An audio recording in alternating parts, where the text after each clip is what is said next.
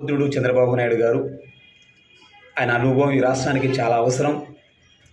ఆయన ఈ 5 సంవత్సరాలే కాదు, ఇంకా 10 దశాబ్ద కాలం పాటు ఆంధ్రప్రదేశ్కి ముఖ్యమంత్రిగా ఉండాలని చంద్రబాబు నాయుడు గారు అసెంబ్లీలో ఈరోజు చెప్పడం జరిగింది.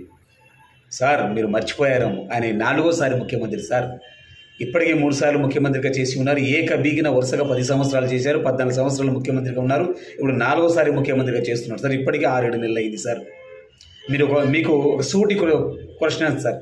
మీరు పార్టీ పెట్టినప్పటి నుంచి చంద్రబాబు నాయుడు విమర్శించారు. మీ తల్లిదండ్రులు తిడుతున్నారని చెప్పి లోకేష్ చంద్రబాబుని విమర్శించారు.